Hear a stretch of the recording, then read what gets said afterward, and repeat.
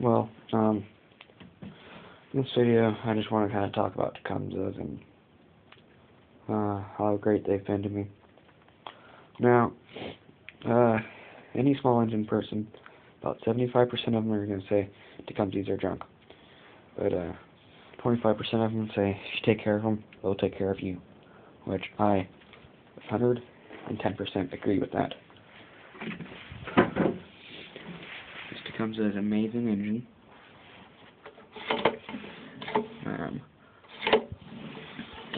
I'm trying to, if something goes wrong with it, fix it the right way with it.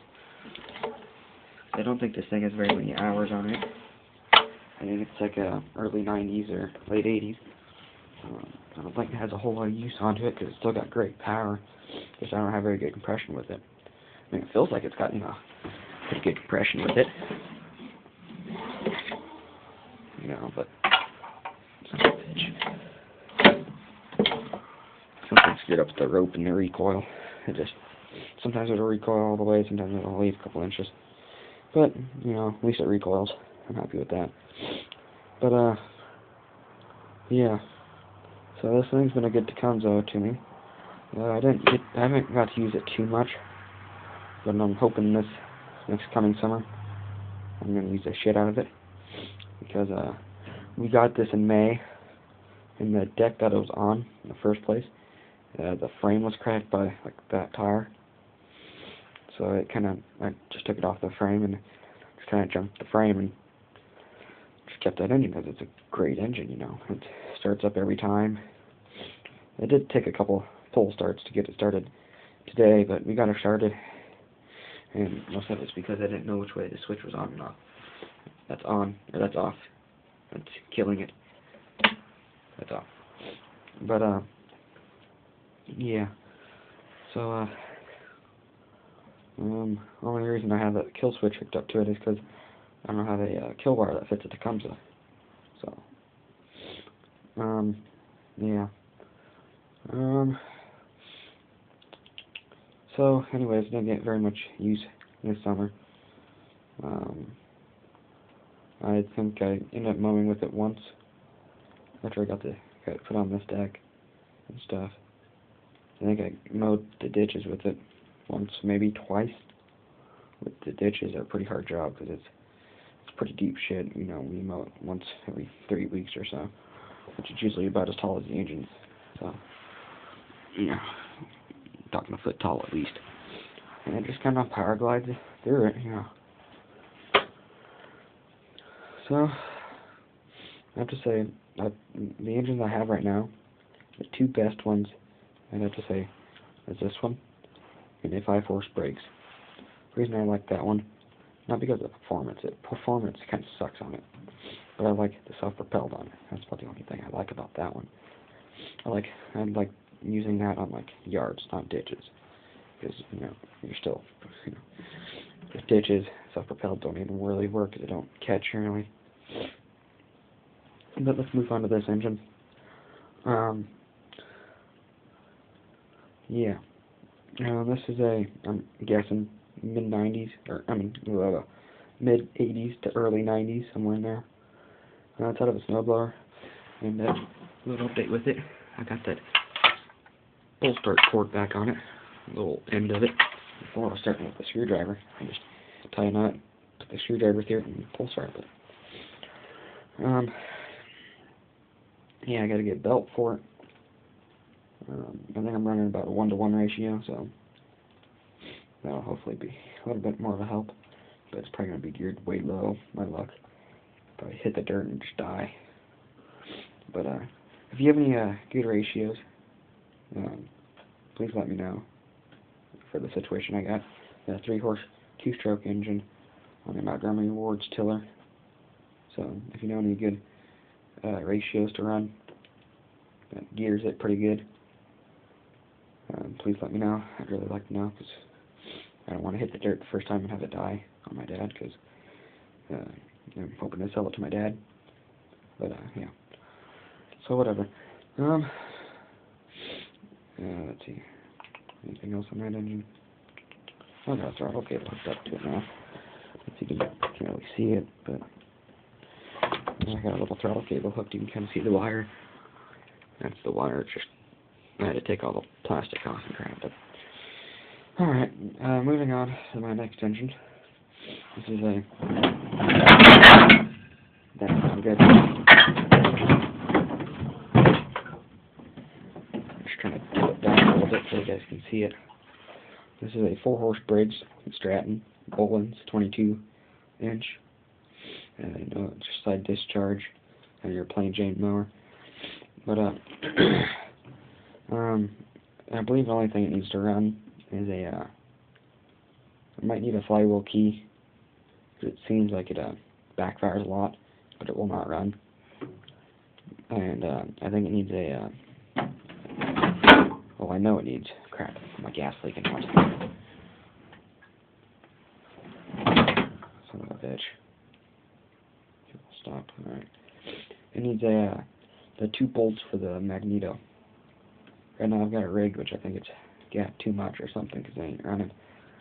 But yeah. So it's been a worthless piece of crap, and you don't even know the half of it. I've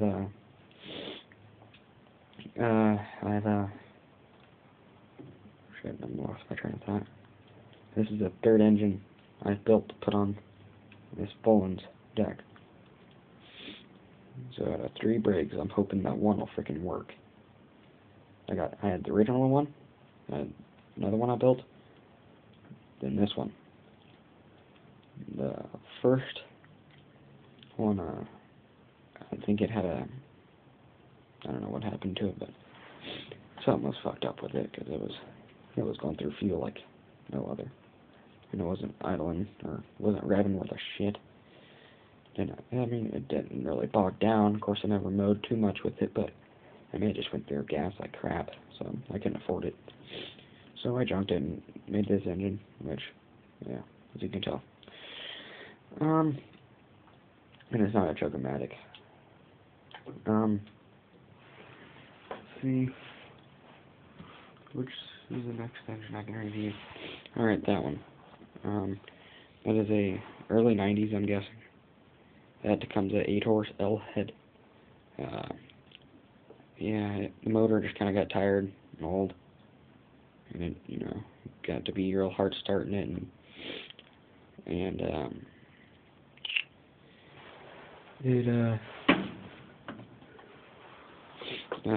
they were just kind of losing power a little bit, and so my dad didn't like it. He tried selling the mower once, so but it never sold. The guy didn't want it because it wouldn't start. So I took it off the mower last year, and I thought it was seized, but turns out it was just the belt for the drive. The pulley was so rusted the belt just kind of like dry and cracked to the pulley and just seized to the pulley, so it wouldn't let me turn it. But yeah, so it wasn't really seized, it was just a pulley. But there's the other half of it. Yeah. There's my Tecumseh H30 or H35. Let me know if you need any parts off that. I'm keeping the carburetor is the only thing, and the muffler. So, because I bought the muffler. It's the tube-like muffler. But yeah. So tell me if you need any parts for it. Crankshaft's bad in it. The piston's pretty wore out. If you still want it, you can have it real cheap. But yeah. That's about it for that engine. Guess we can try getting that 31cc Ryobi down.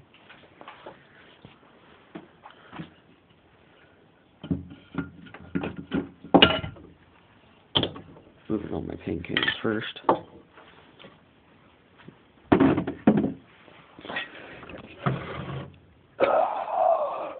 This thing runs good once you get it started, but it's a hard starter.